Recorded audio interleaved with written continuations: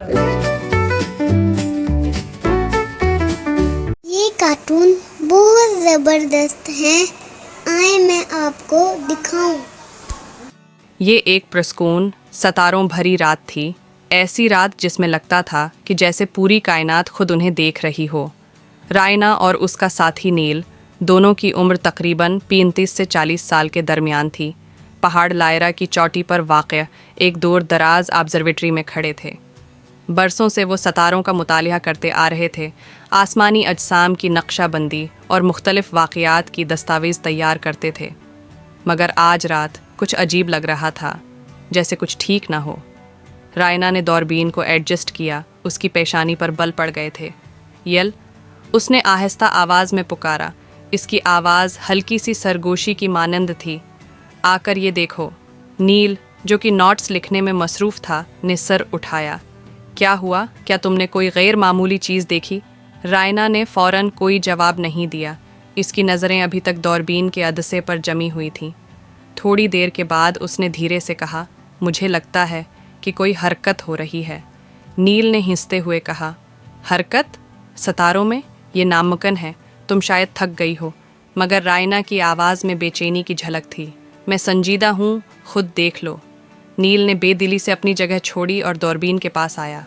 उसने अदसे में झांका, ये सोचकर कि कुछ गैर मामूली नहीं होगा। मगर चंद लम्हों बाद उसका जबड़ा सख्त हो गया। तुम ठीक कह रही हो, उसने तकरीबन बेआवाज़ कहा। ये हरकत कर रहे हैं। कमरे में एक सर्द खामोशी छा गई। कोई भी नहीं बोला। दोनों की नज़रें आसमान पर सितारों की आहिस्ता जानबूझकर की जाने वाली हरकत पर जमी थीं। सितारे ऐसे हरकत नहीं करते, नील ने आखिरकार बोला। उन्हें बिल्कुल भी हरकत नहीं करनी चाहिए, कम से कम इस तरह तो नहीं। रायना बैठ गई, उसके हाथ कांप रहे थे।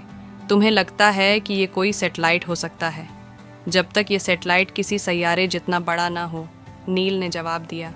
उसने दौरबीन से पीछे हटते हुए खिड़की से बाहर आसमान की तरफ देखा, जहां सितारे जैसे बेमुश्किल हरकत कर रहे थे। चंद मिनट गुजर गए। ऑब्जर्वेटरी का माहौल मजीद बोझल हो गया। अचानक रायना ने खामोशी को तोड़ा। क्या तुम्हें लगता है कोई या कुछ हमसे बात करने की कोशिश कर रहा है?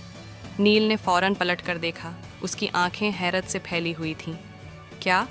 ये हरकत बहुत जानबूझकर की जा रही है, जैसे ये कोई पैटर्न बना रहे हों, रायना ने समझाया। उसकी आवाज़ में हल्की सी कपकपाहट थी। नील ने झिझकते हुए कहा, ये पागलपन है, लेकिन फिर भी। उसने नगलते हुए कहा, ये मामूली बात नहीं है। अचानक दौरबीन की स्क्रीन पर एक पैगाम नमूदार हुआ, ऐसी ज़बान में जिसे दोनों में से कोई भी न जानता था। ये क्या? नील ने सरगोशी की। ये हकीकत है, रायना ने बेआवाज़ कहा। और इतनी ही तेज़ी से सितारे दोबारा रख गए। आसमान, जो पहले अजीब सरगोशियों से भरा हुआ था, अब मुकम्मल तौर पर खामोश हो गया था। अब हम क्या करें? रायना ने पूछा। नील ने खाली नज़रों से दूरबीन को देखा।